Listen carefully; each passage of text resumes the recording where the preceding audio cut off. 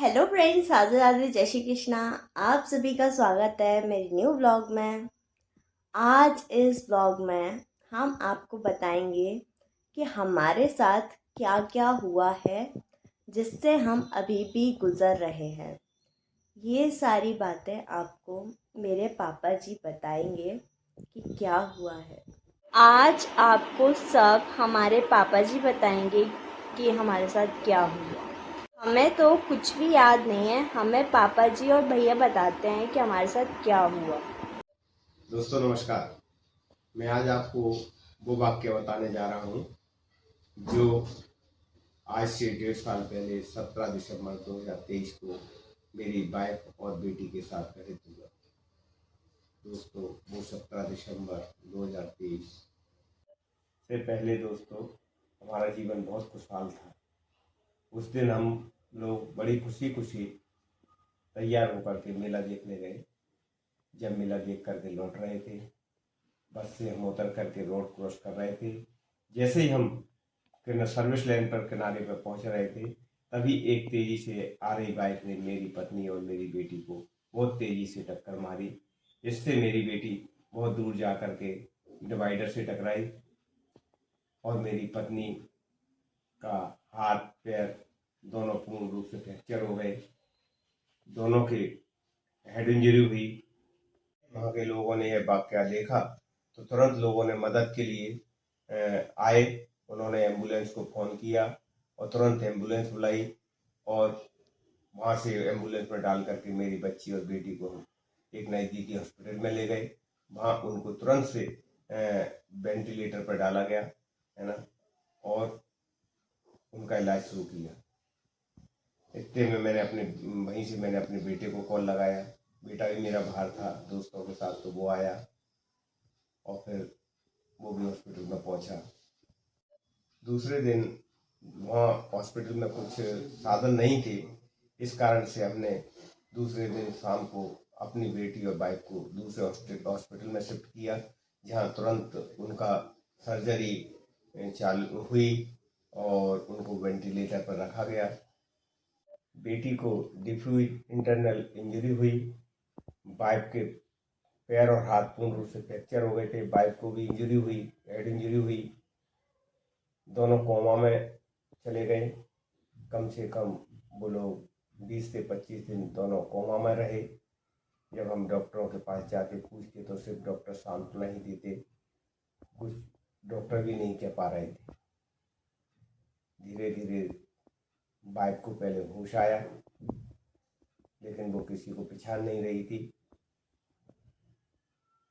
फिर कुछ समय बाद बेटी की आंखें खुली। हमको बहुत खुशी हुई। सारे स्टाफ डॉक्टर भी बहुत खुशी हुए। बेटी ने आँख तो खोल ली थी, मगर बेटी कोमा में ही रही। कम से कम 4 से 5 महीने बेटी कोमा में रही। किसी को पहचान नहीं पाती थी, कुछ बोल नहीं पाती थी, है ना। उसको जो है बहुत ही कंडीशन खराब थी दोनों की। वाइफ की भी बहुत ज़्यादा कंडीशन खराब थी। समझ नहीं पा रहे थे हम लोग इनको कैसे बचाएंगे। मेरे पास तो उस समय कुछ भी नहीं था। घर मेरी पत्नी के भाई या मेरी पत्नी के परिवार वाले अगर सहायता नहीं करते तो शायद मैं अपने बच्चों को नहीं बचा पाता। उन्होंने हमारी इतनी सहायता की, उसके कारण आज मैं अपने बच्चों को अपने सामने देख पा रहा हूँ। मेरे मोहल्ले वालों ने भी बहुत सहायता की। मेरे बेटे के दोस्तों ने बहुत सहायता की। सभी लोगों ने किसी न किसी तरह हम लोगों की सहायता की। मेरे मकान मालिक जो हैं उन्होंने भी हमारा पूर्ण सहयोग किया। आज उन्हीं के सहयोग के कारण आज मैं अपने बच्चों को अपने सामने देख पा रहा हूँ। आज भी मेरे बच्चे पूर्ण रूप से सही नहीं हैं, सही ढंग से चल नहीं पाते हैं। बेटी मेरी 12th के एग्ज़ाम देने वाली थी।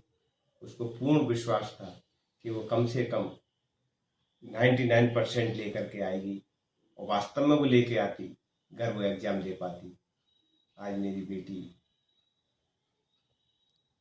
की जो है स्थिति ऐसी हो गई है कि सुबह का शाम को भूल जाती है, शाम का सुबह भूल जाती है, उसको कुछ भी याद नहीं रहता कि मैंने क्या किया।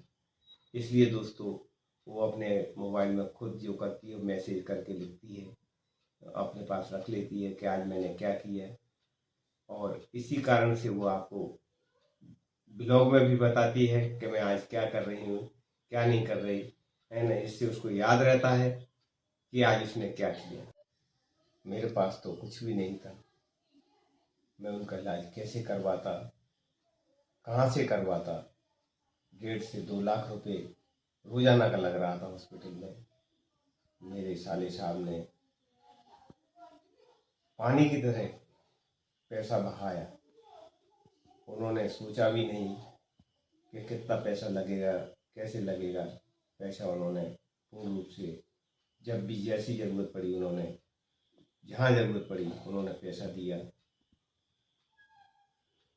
और आज उन्हीं के सहयोग से, उन्हीं के उपकार से आज मेरे बच्चे ठीक हैं।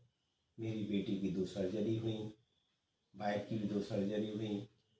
बेटी की अभी 1 सर्जरी बाकी है, वाइफ की 1 सर्जरी बाकी है ना।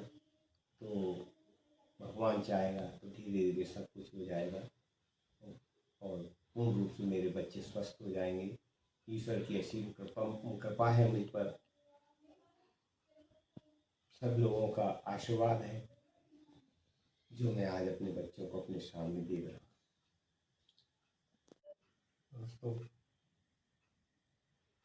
मेरे बच्चों की जान बचाने के लिए जो कुछ कह रहा था, किस मंदिर में जाना है, इस मस्जिद में जाना, ये काम करना, वो काम करना, हम सब काम कर रहे थे।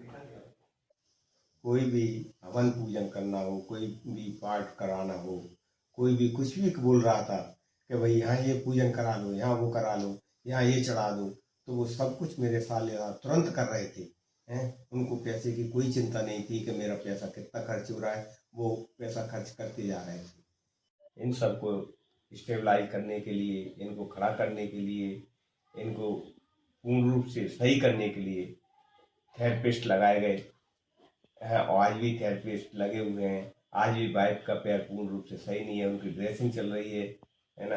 रोजाना ड्रेसिंग चलती है, पर डे ड्रेसिंग करने वाले आते हैं। बेटी बताती है कि आज मम्मी की ड्रेसिंग हो रही है ना। तो वो सब कुछ, अभी तक मेरे बच्चे स्वस्थ नहीं हैं और शायद धीरे धीरे भगवान करेगा तो जल्दी से जल्दी ठीक हो जाएंगे। तो दोस्तों, मैं उन सभी का तहे दिल से धन्यवाद करता हूँ। हम हॉस्पिटल से डिस्चार्ज होकर के जब मेरे बच्चे गए तो हम अपने घर ना आकर के हम अपने साले साहब के यहाँ रहे। 1 साल वहीं हम पूरा परिवार रहा। उन्होंने पूरी देखभाल, पूरे अच्छे तरीके से, जिस तरीके से हो सकती थी, पूरी देखभाल मेरे बच्चों की, हमारी की। हमने अपने घर का रुख तो 1 साल तक किया ही नहीं था कि हमें अपने घर जाना है। 1 साल उन्हीं के यहाँ रहे। उन्होंने उनकी बहुत अच्छी देखभाल की बच्चों की। जब बिल्कुल थोड़ा ऐसे हो गए तब भी उन्होंने बड़ी मुश्किल से हमको यहाँ आने दिया, जबकि हमने ज़बरदस्ती की तब। उन्होंने मेरे बच्चों को जब हॉस्पिटल से डिस्चार्ज होकर उनके घर गए तो उन्होंने अपने घर को ही हॉस्पिटल जैसा बना दिया। उनकी सारी जो जो उनको ज़रूरत थी, जो भी मशीनें थीं, नेबुलाइजर मशीन, सक्शन मशीन, वो जो हॉस्पिटलाइज बेड होते हैं वो बेड, जो भी सारी व्यवस्थाएं थी उन्होंने पूरी उनके लिए की। उनको कोई भी परेशानी ना हो ऐसा उन्होंने कोई भी कारण नहीं छोड़ा जिससे उनको कोई, मेरे बच्चों को किसी भी चीज़ की कोई परेशानी हो। उन बच्चियों ने, परिवार ने पूर्ण रूप से अपने सारे काम छोड़ करके 1 साल उन्होंने मेरे बच्चों की अच्छे से सेवा की। आज उनकी सेवा के कारण भी मेरे बच्चे आज यहाँ मेरे घर पे हैं, है ना। बड़ी मुश्किल से मैं आया हूँ, वो तो आने ही नहीं दे रहे थे। मेरे बुरे समय में साथ दिया और आज भी साथ खड़े हैं सब लोग। जैसे भी समय पे, हर समय पर मेरे साथ खड़े हैं। कोई भी ऐसी परेशानी आती है तो तुरंत वो मेरे सहयोग करते हैं। तो मैं उन सभी का पूर्ण रूप से धन्यवाद करता हूँ। भगवान सदा उनको खुशी रखे उन पर सदा भगवान अपनी असीम कृपा बनाए रखे। जैसे भगवान ने मेरे ऊपर असीम कृपा बनाई है, ऐसे सभी के ऊपर असीम कृपा बनाए रखे। मैं ब्लॉग के माध्यम से उन सभी को धन्यवाद देना चाहता हूँ जिन्होंने मेरा किसी न किसी रूप में सहयोग किया और मेरे साथ खड़े रहे। मैं उस हॉस्पिटल के डॉक्टरों का, स्टाफ का, नर्सेस का तहे दिल से धन्यवाद करता हूँ जिन्होंने मेरे बच्चों को हॉस्पिटल में रहकर फैमिली की तरह ट्रीट किया और उनको ठीक होने में अपना पूरा सहयोग किया। हमको तो पता नहीं था, पापा जी बताते हैं कि नानी के घर के पास एक रागनी आंटी जी रहती हैं। वो एक वास्तु एक्सपर्ट, हीलर और लाइफ कोच हैं। उन्होंने मेरी हीलिंग की।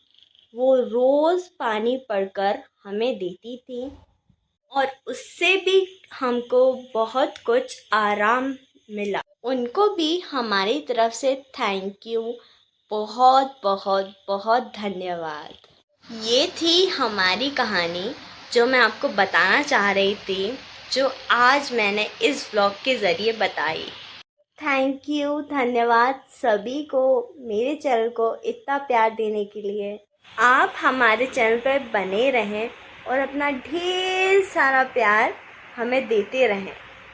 मेरे चैनल को आप लाइक कीजिए, सब्सक्राइब कीजिए और अपना ढेर सारा प्यार बरसाते रहिए। और हाँ, बने रहिए हमारे साथ। मिलते हैं कल न्यू व्लॉग के साथ। बाय बाय, राधे राधे, जय श्री कृष्णा।